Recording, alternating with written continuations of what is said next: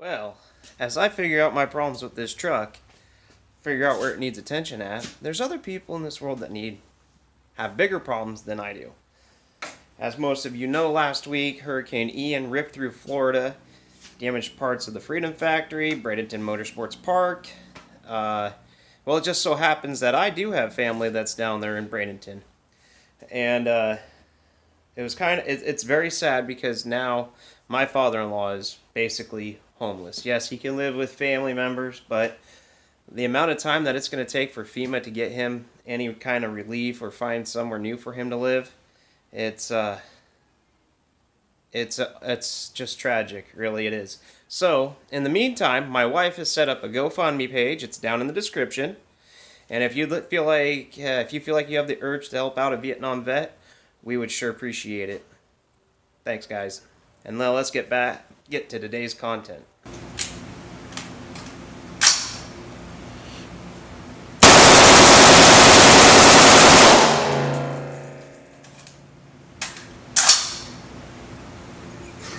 Welcome to Cheapskate Garage.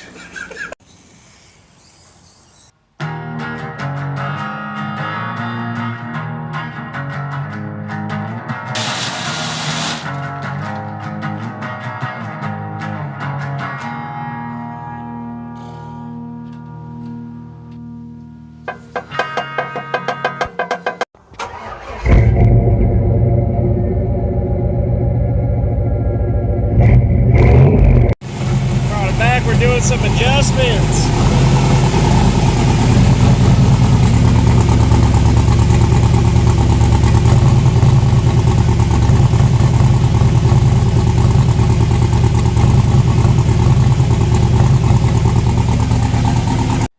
Do you see what I see? Parts to break the rear axle. So I just got to be honest with you, I've never installed a mini spool before. I don't think it's going to be all that hard. It's like 4 parts. It's 2 clips, 2 shells that connect to your splines on the axles, 2 center blocks, so that makes 6 parts, a pin and a bolt, 8 parts. I don't think it can be all that difficult. We're going to get after it, and I'm going to record it so that way you can see me screw up if I do. So we got each one of these parts right here. They go on one side of the axle, and then they get pushed on there. Then your C-clip has to go back in. If you don't put your C-clip back in, then well, you're gonna be upset with yourself. The hardest part of this is that you have to match them up to get the lock blocks in. I call them lock blocks. Other people got other terminology for them. I don't give a shit what you call them. But the hardest part doing this by yourself is that you gotta line it up and then pull the tire in. It's not super easy. Come on. Alright, there's one. Now, we got 1/2 in, but I gotta pull the tire in.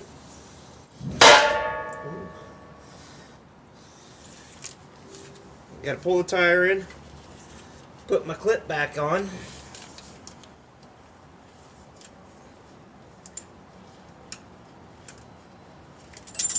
Oh man, I dropped it in the oil. I gave it some lubrication to slide on.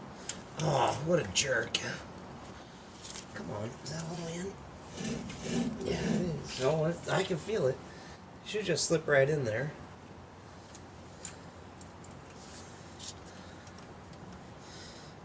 White not going in.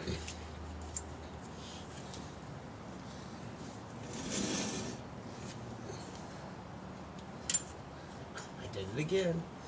See, I like to keep the clips all clean, so that way you're not dropping them. That's not. Wipe it off a little bit. Release my glove.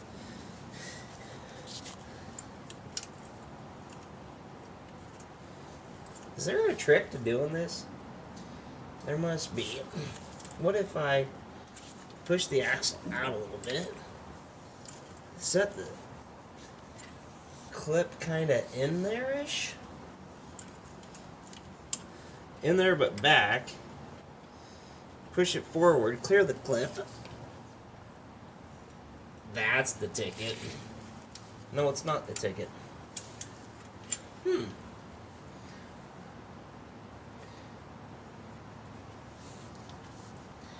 Well, am I getting the wheel all the way on there?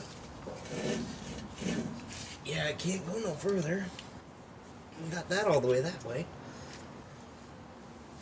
Let's look at this one. So we got this right now.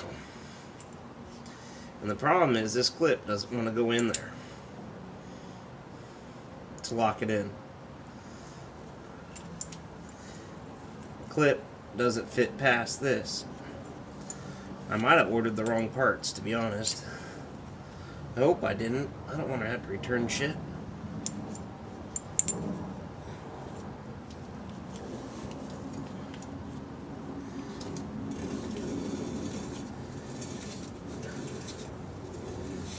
Unless if I'm supposed to beat it in there, I might have to phone a friend, use a lifeline.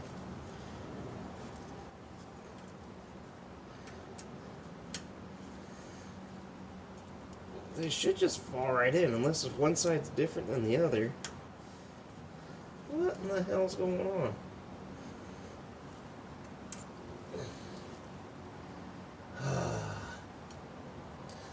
Alright, so I got my favorite shim pick.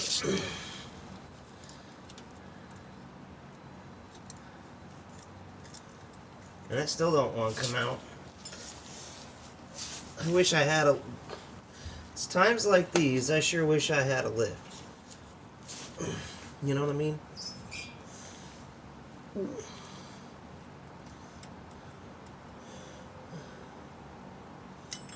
There. Let me show you what had to come out. That guy. It's probably about 30 thou, and that's probably what was keeping me from getting this part on. So let's do attempt number 2.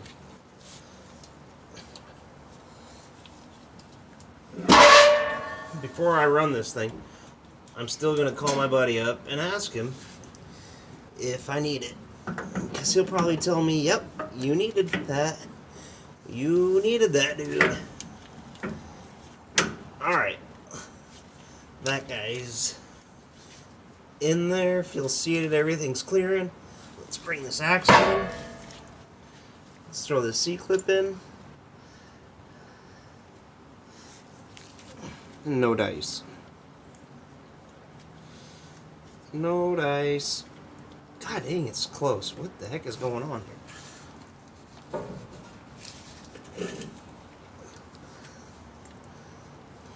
Let me look at it for a second. That side kind of wants to go in. That side doesn't want to go in. It's almost like I gotta push the axle in further and then pull it out and then put it all back together. Oh, that's voodoo bullshit. I shouldn't have to do that.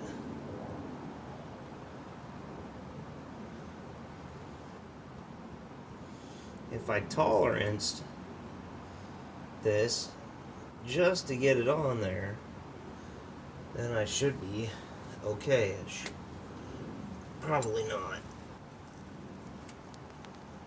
Let me show you where I'm at. So, even with... Where's the camera part at? Right there. That's where I'm at right there. It doesn't want to quite go on. I don't know why, but we're gonna struggle until it does. Sorry for the great camera angles, but it is what it is.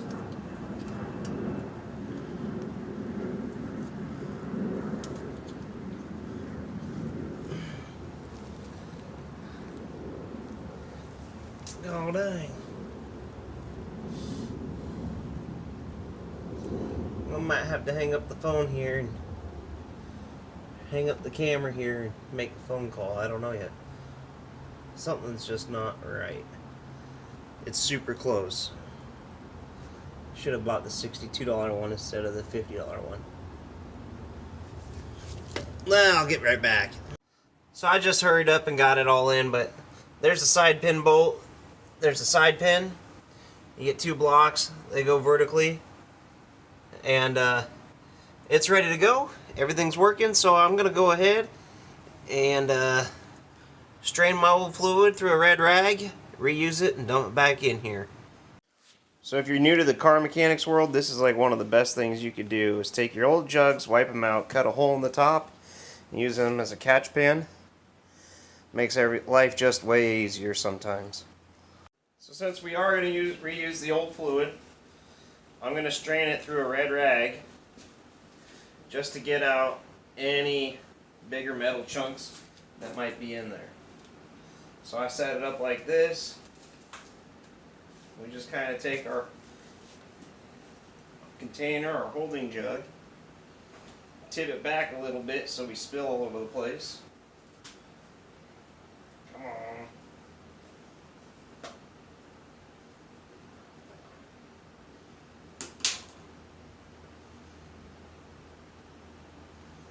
And there we go.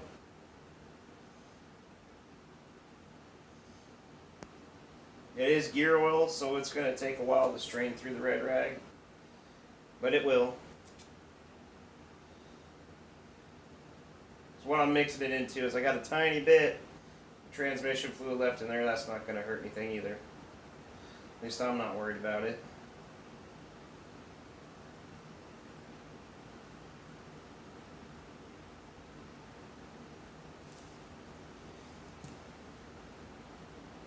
So now that I got that draining in there, I'll show you what's in the bottom of the pan there. We're going to scrape some gasket, and then we're going to put on some silicone and get this thing refilled, and then we'll do a little startup and watch the wheels turn. Let me show you this real quick though. So just by letting it sit 24 hours in the pan, it's collected nasty soot. Watch it. The bottom, it's like all the nasty stuff clings to the bottom of the pan. And now we're filtering it through this red rag. We're going to be just fine. So I got it all back together. Still got to put the fluid in it, but that's going to be tomorrow's project because it's just way too late tonight. And I still got work tomorrow, my regular job. One thing I like to do, some of you guys might think I'm cheap, but I take my silicone, I throw it in a Ziploc bag, and then I go and I throw it in the fridge. So far, every time I've done that, it's still good. It's ready to use. I don't have any gumming up, or it doesn't get solid in the tip of the tube or anything else, so it works good. It's kind of like, you know, painters do that with a latex paintbrush. Why not do it with your silicone? And the silicone still seems to seal just fine afterwards, so just a little tip for you. So we're going to finish this video off tomorrow. We're going to drop the truck down and watch both tires spin.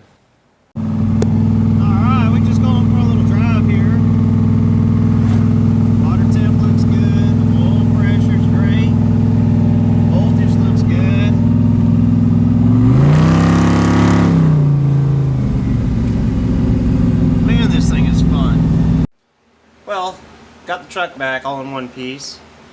Got a couple little issues with it that are going to prevent me from going to the track anytime soon. Not necessarily soon, but at least not as soon as I was hoping to.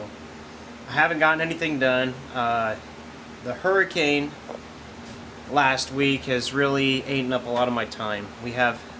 My father-in-law lives down in Florida, and his house was demolished by the hurricane. I know lots of others too, so my family's directly feeling the pain of that. Anyway, but back to the truck. So the 411, the locker seems to be just fine. I haven't really adjusted my turning other than taking my turns a little bit wider and anything sharp, slower and wider, if I can. So the locker seems to be just fine in it. The two issues that I had today, or I think is one, I don't think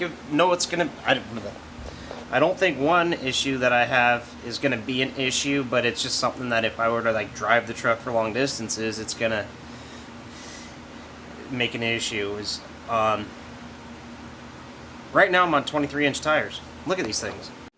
They're tiny. They are a... where the fuck is the number on it? 225, 50, 15. Right there. So, them being that small, I'm turning quite a bit of RPM. I pulled up the GPS speed calculator thing, and I was doing 40 miles an hour at 2,500 RPM. I don't know the math on it, but I think I'm right around 3,200 RPM at 60. Running at a prolonged time like that is gonna build up heat. So going up to the drag strip, letting it cool off for an hour, and then making a pass with it at my local drag strip is one thing, but trying to drive this thing anywhere and go racing for a day and then come home, I think I'm gonna have to get a bigger radiator. But you know, if I got some 28-inch tall street tires for it, it might change everything. I don't know. Here's the other bigger issue, and I'm doing my research right now on it, but when I got on it today, up around 5,000 RPM, I went to go shift to third, and when I shifted, I watched my oil pressure drop. It didn't drop like a rock, it just kind of started to taper off, so I backed out of it. I brought the truck back down, went and did it again, and the oil pressure did the same thing. Now, I just got back, I haven't checked my oil level, I haven't even looked underneath it for leaks or anything else. It could be that I was just a little bit low on oil, and then it started to starve itself of oil. I don't know. But I'm going to look into it, and probably my next video. If you guys get the chance, or if you're able to, send cash donations to the Hurricane Ian people that are trashed, please do. I know we're definitely helping out my father-in-law. We never expected this to happen the way it did, at least, and he's kind of in a hard spot now. So if you're able to donate, help, we all appreciate it. And thanks for watching, thanks for liking, and thank you for subscribing. You guys have a great work week, I guess. This is going to be Sunday when this comes out. Yeah, have a good work week.